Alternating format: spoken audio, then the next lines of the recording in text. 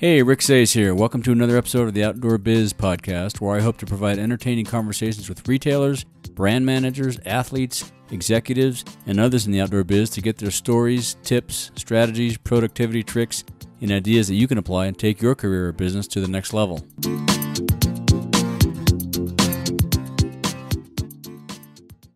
This episode is brought to you by Rumpel. I use my Rumpel blanket on chilly photo shoot mornings making coffee. I love it. My Rumpel blanket takes the chill off while I'm waiting for the water to boil. It also keeps me toasty stargazing at night. Get 15% off your Rumpel blanket with code OutdoorBizPod at rumpel.com. That's OUTDOORBIZPOD for 15% off your next Rumpel blanket at RUMPL.com. Hey guys, this episode is with adventure travel entrepreneur and advisor Luis Vargas. Luis tells us about his background and how adventure travel continues to evolve towards discovery and experiential adventures. We also talk a bit about his newest venture, Modern Adventure. Hey Luis, welcome to the show. Good to have you on. It's great to be on, Rick. Thanks for having me. Yeah, glad to chat with you. So let's start with your background. Tell listeners a little bit about your background and what you're up to these days. You were president at The Climb, and then you led adventure travel programs at REI, and now you're doing a bunch of fun stuff, sounds like. Yeah, I am. I've always been driven by a fun-first mentality when it comes to work. And I feel like it's always a good thing when you can align your passions around what you spend your days doing. And I've been able to do that having found adventure travel early on in my career. After college, I found out that you get paid to travel, which blew my mind. Right. So I became a guide and guided all over the world. And gave me a sense of what the industry offers, and I really never looked back. Nice. As you said, I was a guide for many years, and progressively wore different hats at different companies, and I worked for a company called Backroads that does active trips all over the world. Helped the Walt Disney Company start their travel business. Which is called Cool. Adventures by Disney, which at first I was kind of horrified about the idea of being the person that brought Mickey Mouse to Machu Picchu. But actually it was very much around kind of connecting families to the stories of the world. And, that's cool. and then I worked for REI, leading their adventure travel business, REI Adventures. I did their product and operations team, work there. And most recently, The Climb, which is an e-commerce business really centered around human-powered adventure, and also taking on some leadership roles with the Adventure Travel Trade Association, which is a global industry organization, and now launching a new company called Modern Adventure. Yeah, tell us more about that. How did that come to life? Yeah, it's really it's something my wife and I had talked about for a while, and it is really the idea of helping brands connect what they do and why they do it to extraordinary travel experiences. Have a tremendous co-founder from the travel tech industry, and just at some point in life, it's just you got to take a cut at it. Right? You got to take that leap. Yeah, right. You got to take that leap. Yeah. And I after having been in an entrepreneurial environment for quite a few years, the timing was right to try to build something from the ground up. So that's what we're doing at Modern Adventure. That's awesome. And so how long has that been alive? A few months? Just a few months, really. Yeah. Scott and I have been working together since the summer. I think we started July or August, and we essentially came together and then decided to give it a go. And so Cool. We raised some money around it, and now we're putting a team together, and it's very much early days, but there's some great momentum and excitement around it. Yeah, I was checking out the website the other day. So that experience must be quite different from some of the other things that you've done, right? Starting an adventure, raising money. Is that a little different, or have you had? It is. No, I mean, I've had some experience. At the Climb was venture backed, and I've been advising startups for quite a few years now, so I've been around it. But it's definitely a very different experience when you're doing it for yourself. When it's your baby. And you're on your idea for sure. Right. So it's the first time that I've raised capital for my own business. Yeah, which, awesome. feels different. Well, we'll put a link to that in the show notes so everybody can check that out. Yeah, And sure. so, what was your first exposure? Was it with Backroads Adventure Travel? You got to. No, Tra- I was a no. My first exposure was right out of college, and actually, I grew up in San Diego, and I saw an oh, advertisement in the San Diego Reader, and it uh said huh. something like, get paid to travel, like Yeah, show young people, around the United States, and nice. yeah, long story short, I called that number. I had a phone interview. They gave me a job, and I spent a summer driving a big white van around the United States with a van full of international tourists, and they were camping Wow. trips, mostly national parks, and it was Huh. just an incredible ride. And I knew pretty early on that I'd found my calling. I just absolutely love to share the world with people and to be outside and all of those things. That's awesome, man. I didn't grow up in San Diego, but I went there after college and read the Reader. I missed that ad. Yeah, I That's know, awesome. serendipity, right? You Yeah, just, right. yeah, Never know what you're looking for or what you're not looking exactly. for, and it shows up. Hmm. So, what's been your most recent adventure?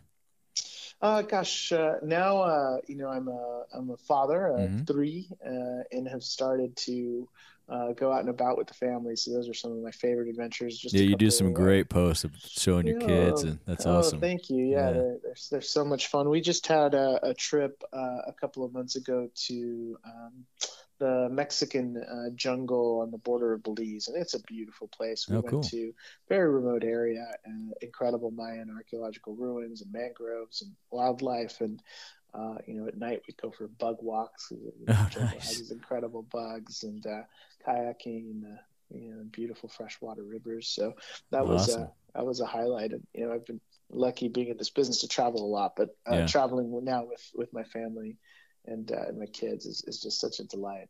Did you get them in the adventure scene early, very young ages, Yeah, I did. when I they were mean, babies? they're pretty they're pretty young now. I've got twin girls that are 6 and a 4-year-old boy. But yeah, I think having three consecutively definitely slowed us down. But I think that's where the micro adventures, right? Just being able to go into our backyard, Yeah, stay close to home. and Yeah. yeah, I'm in Portland, Oregon, so we can be on the beach or the mountains Right. or the gorge pretty close. So just trying to get them outside and have Very them cool. see and touch and smell It's cool is to out of witness this it through camp. their eyes too. They're so open to Yeah, everything, right? exactly right. Just the curiosity and sense of wonder is wonderful to Yeah. watch them discover the world around them. That's awesome. And what's next? Let's see. Actually, I'm going to Mexico City and Oaxaca, Huh? which are two wonderful places for modern adventure in January. I'm going to Singapore, which I haven't been to, for a YPO conference in March. I think we're thinking about a family trip to Thailand. Nice.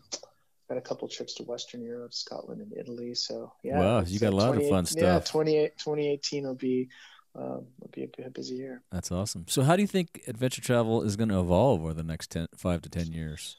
Well, I think the consumer mindset is evolving, just Yeah. around, what matters most. And adventure travel, I think now, is very much becoming more part of the mainstream conversation. Hmm. Adventure travel, I think, people sometimes have this polarizing view that it's kind of a Red Bull commercial, right? Right. You're base jumping in Norway, and that's certainly adventurous, but it's a small part of the world that's doing that. Really, adventure travel is connecting with nature, connecting with culture, Right. doing something active when you travel. And I think that people are realizing that it's just a better way to travel. Yeah. It's a better way to travel for the impact that type of travel makes in the destinations that we visit, and that is just a richer experience. To Right. travel either in a smaller group or on your own, and really interact with people, place, and planet. So I think the evolution is that it's becoming a much more relevant conversation, whereas maybe 10, 20 years ago it was a smaller part of the population. Now Hmm. people are realizing that there's a better way, a richer way, and really investing against that, and just this groundswell movement around investing in experiences Right. instead of more stuff and all of that. So I think it's an exciting time for adventure travel, and now it's almost the conversation started to shift, at least on the industry level, more around, well, how do we protect these places, right? Right. Right. Iceland's a great example, right? Right. A country getting to over 3 million visitors a year. That's Wow. multiples of the amount of the people that live there. So Yeah, yeah.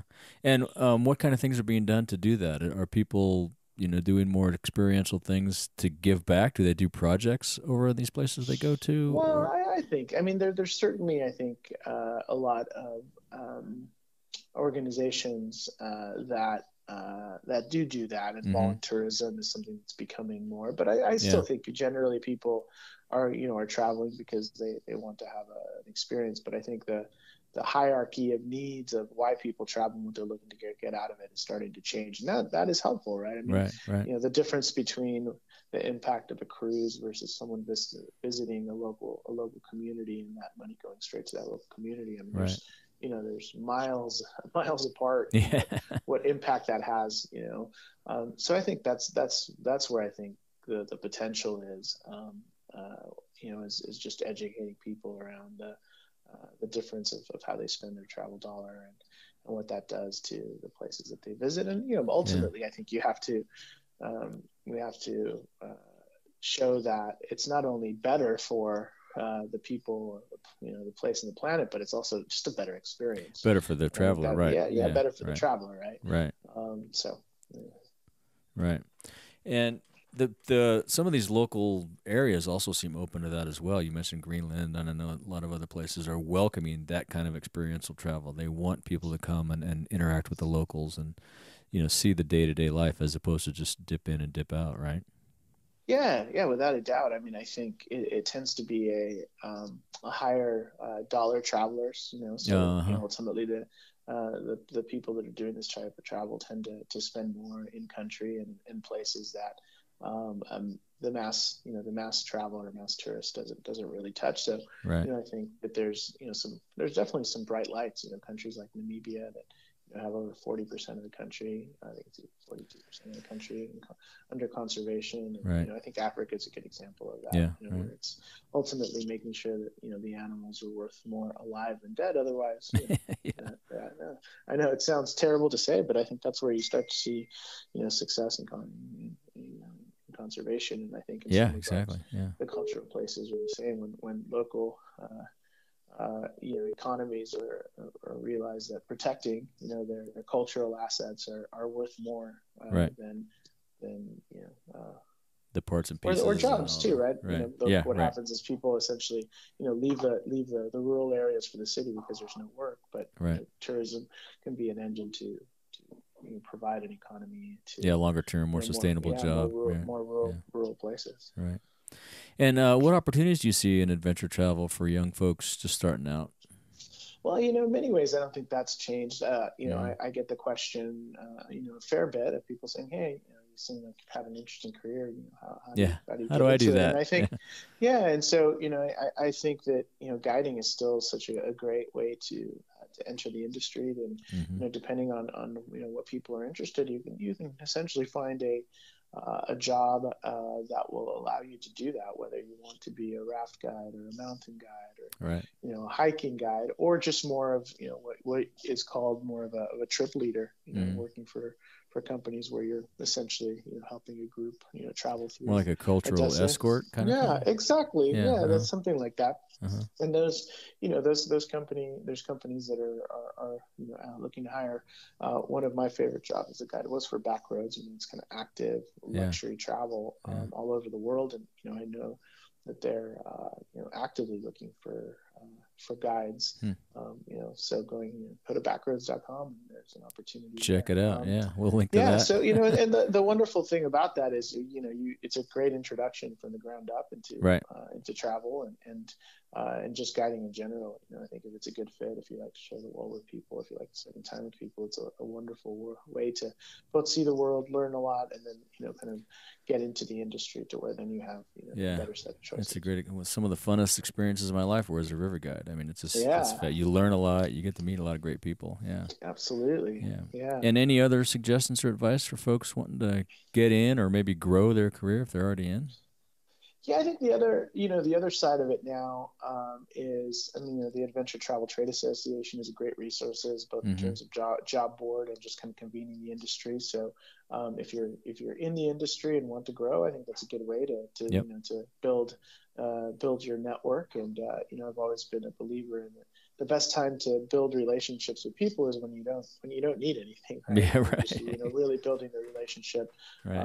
because of a shared interest or approach. I think people are very responsive to that, and slowly start building your network. And for people that that aren't in the industry, I would say the other tip right now, which is different certainly than when I was when I was growing up, is content is king. Yeah. There's Mm-hmm. there's young people that have managed to create some really compelling content channels, mostly through Instagram, Right. that if you build an audience, you have a pretty amazing set of choices. Even Yeah. even having an engaged audience of in the tens of thousands can give you influence. Right. And with that influence, it allows you to open some doors and to start to be recognized. So Right. I think there's some young people even as early as high school that start developing a point of view and a voice. And if that happens to be in travel, I think it can offer a really interesting set of Yeah, that's true. opportunities. Yeah. And what nonprofit activities do you participate in? I know you're the Adventure Travel Conservation Fund. You support that. Yeah, Yeah. sure, I do that. I mean, the adventure. I've been on boards of mostly nonprofits in the adventure travel space. Mm-hmm. Actively right now. We're spending time working with the ATTA, Mm-hmm. and then that's really the principal one. I've served on the boards of the Adventure Cycling Association, which is a wonderful organization that really seeks to inspire and enable people to explore the world by bike. If you haven't checked them out, great organization. And we'll link to all that in the show notes. Yeah, Yeah. thanks. That's great. Yeah, they do. They've got the most incredible maps. If you ever want to go on interesting. Cool. bike trip map, Huh. and they offer classes and trips and all kinds of cool stuff. Uh-huh. And served on the board of Sustainable Travel International. Oh, cool. Really focusing on that topic. Yeah, yeah. Uh-huh. And but really, I've especially with the launch of my new business, really focusing around my work with the ATTA, launching my business, and then I have a small select group of startups that I. Do you still bicycle a lot? Not as much as I used to, but it's something that I want to get back to. Uh-huh. I absolutely love riding a bike. With kids. Biking. I mean, that's a great activity for kids. Yeah. It is. Yeah, it is. I do have a bike with a kid seat in it. We do get out as often as we can. Perfect. And what other outdoor activities do you participate in? I love backpacking. I love hiking. Uh-huh. I love the snow sports. Most things you can do in the snow, and I love to be in the water too. So nice. When I used to be a dive instructor, so oh wow, cool. As often as I can get under the sea, I do. That's pretty cool. Yeah. Now, just generally being outside is something. Yep, awesome. And do you give books as gifts very often? I do. I mean, I think probably less so than I used to, but I do. Yeah, what are some of your favorite books? Oh gosh, let me. So I tend to have. I've been giving business books recently. Well, you're pretty focused on that right now. That makes sense. I mean, I love the Start with the Why. I think that's a great book. Yeah. Book. There's for starting a new job. There's a book called The First 90 Days. It's a kind of a pragmatic approach to the idea of when you start a job, how your first 90 days really matter to set the course for your tenure, and it gives you a framework to really think about, assessing the situation that you're about to walk into, and really building a plan against it. And I think maybe from my backpacking days, I still enjoy giving books like The Alchemist, and Siddhartha and things like that. Yeah, that's awesome. And how about your best outdoor gear purchase under $100? That's a good one. I think probably, let me think, my latest. Working in the outdoor industry, you just get stuff. I know. What's the last thing that I... Right. And it's not we are fortunate to get pro deals, so it's not a pro deal, $100. I know, exactly right. Oh gosh, let me come back to that one. All right. You know what it is? It is. I'm using it. I use it almost every day. But I got a Snow Peak titanium mug, and I just love the Japanese design. Yeah. I'd certainly take it on any camping or backpacking adventure. Yeah. But I also use it into my day-to-day life, and I find it a very simple object of beauty, and get a lot of use out of it. Yeah, they have clean designs over there. Yeah, I worked for Montbell for a while. It's just amazing what they did with their product. Yeah, really. And I love the Japanese characters on the side. Yeah, cool. Right. Awesome. Mm-hmm. And how about some tools you use to stay motivated or productive? Apps, or do you meditate? What do you... I do. I mean, I have Headspace, which is a popular... I'm looking at my phone right now. Let's see. Headspace is a good one. I use that every day as well. Oh, I just got turned on to... it's called Service. And what you basically do is you log on, and then they'll go through...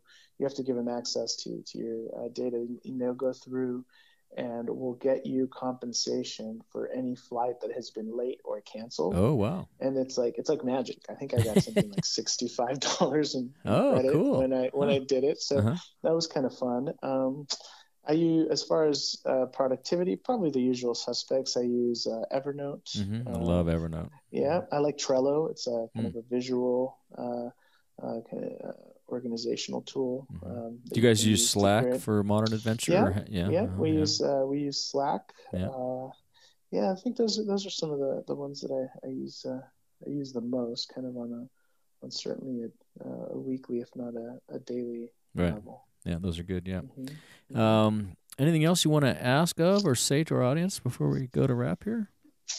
No, I know this is more of an outdoor focused podcast. I would just say that, the adventure travel industry and the outdoor industry, I think, are very close siblings and have so much to benefit from each other.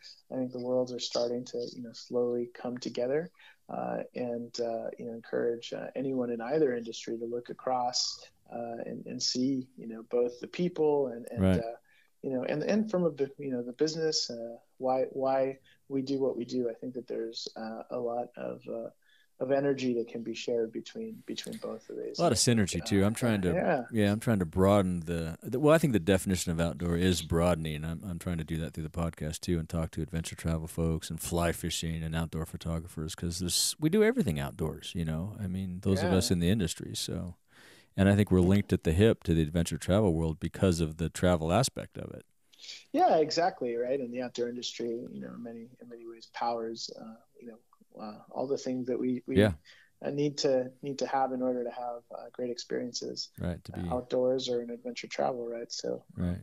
Be safe and sane. Exactly. Yeah. That's it. That's it. And what's the best way for people to find you, on LinkedIn or Facebook or? I'm LinkedIn. I believe my Luis Vargas, of course. I think it's vargas.a.luis on Instagram. Okay. I am Luis Vargas. Same Twitter handle. Okay. But for me, professionally, LinkedIn is probably the best place to connect. We'll link to that. We'll link to everything we talked about in the show notes. And I appreciate the time, Luis. Thanks. Such a pleasure. Thanks so much for having me, Rick. I'll talk to you soon. Bye. All right. I hope you enjoyed that conversation with Luis Vargas. You can catch up with Luis on LinkedIn, where he is Luis Vargas. You'll find links to everything we discussed in the show notes at theoutdoorbizpodcast.com/episodes/055. Hit iTunes and give us a rating and review, and I'd be stoked if you shared your favorite episodes on the socials. Until next time, thank you so much for listening. This episode's featured advocacy group is Friends of the Inyo. Friends of the Inyo is a conservation nonprofit based here in the Eastern Sierra. Their mission is to ensure that public lands of the Eastern Sierra remain wild and free for future generations. Friends of the Inyo engages in policy activism while supporting meaningful and sustainable land management. On the ground, Friends of the Inyo places hands on the land through professional crews and volunteer activities in both the front country and the wilderness. Join Friends of the Inyo on an event or support effective public lands policy and management by becoming a member at www.friendsoftheinyo.org. If you want more of the Outdoor Biz podcast, you can subscribe on iTunes and Stitcher, or go to theoutdoorbizpodcast.com, where you find all the episodes, show notes, and much, much more. You can find us on Facebook and Instagram at The Outdoor Biz Podcast, Twitter at Rick_Saez, that's S-A-E-Z, and my email is rick@theoutdoorbizpodcast.com. Thanks for listening and all the support, and a huge shout out to all my guests, and until next time, be sure to make time to get outside.